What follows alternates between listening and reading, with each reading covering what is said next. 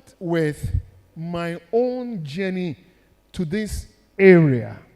1991, I was a Presbyterian minister at Ekropon.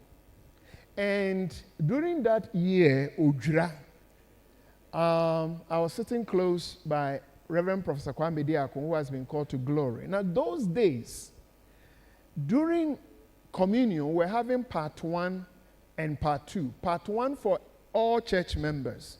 Then we will close, and non-communicants will leave the room, and then communicants will remain. So that Ojra Sunday, Nana Dankwa, many traditional leaders came to church. Those who know Christ Church, you enter, your immediate right had been reserved for chief. It's still the case.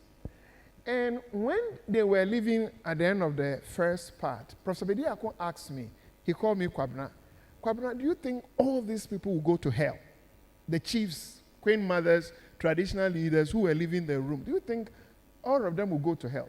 Now, at that time, with my strong evangelical position, that was my understanding that that group of people cannot be part of the kingdom. Professor Bediako waited, but sorry, I knew the answer though, but I couldn't give it.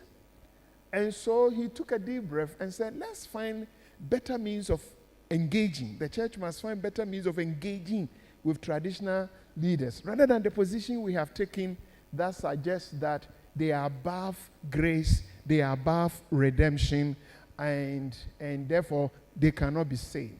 But that statement from Professor Bediako that the church must find better means of engaging the palace set me on a journey.